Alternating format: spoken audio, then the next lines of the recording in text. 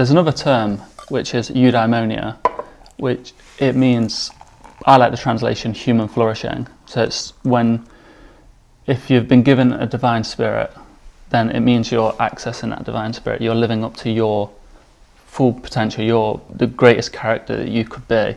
And that is achieved by living in accordance with nature and following these virtues or these ethical conduct, these ethical codex. Yeah.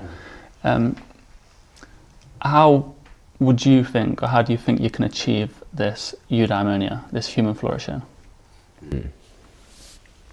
So one thing I was just thinking about is that according to what you just said, you should live in nature, yes?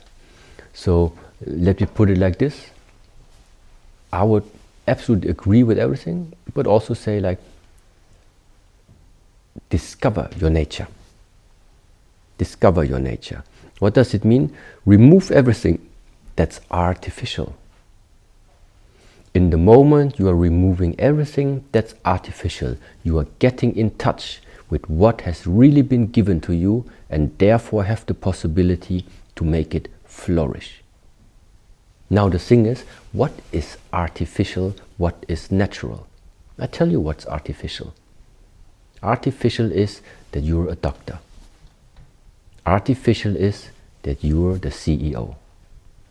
Artificial is that you're this and you're that. Artificial is the titles you put upon yourself. Artificial is everything that you can take off.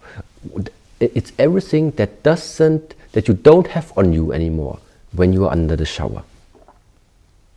The suit, the dress, the brand, the styling, the makeup, that's all artificial.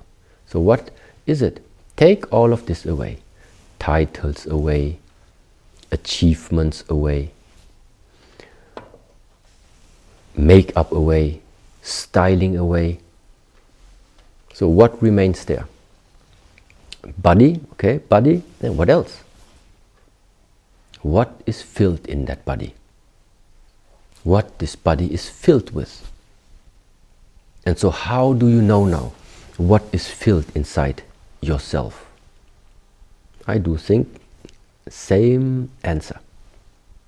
You need to look inside. You need to look beyond all these artificial things that sometimes you believe you are. You know, I can tell you by myself right now, sitting in front of you, I know as what I am representing myself.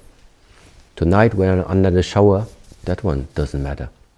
I shower just like every other human being too. So that means right now I know what I am representing. But this is gonna go. Later, if I'm under the shower, I have something else. I have something else on the mind. Yeah? And therefore, I really think it's from time to time necessary that you yourself are able to let go of everything that you are thinking you have attained. You know, many people come to this monastery and they know me from the different platforms on internet, and then it's always Master Shi Heng Yi and here and there. Yes, but this is only one side that people know about me. It is the one side that publicly they can see, because I'm using this type of, let's say, identification, because it helps to open up the mind of sometimes the people. Because sitting like this, talking in this way, merged together with the knowledge that I gathered from the Shaolin tradition and from the Buddhist tradition, I really do think that these methods or these areas possess knowledge that even if you're not a monk and if you're not practicing any martial art, is still useful for the people out there. And this is why I think this is the easiest way of transmitting it outwards.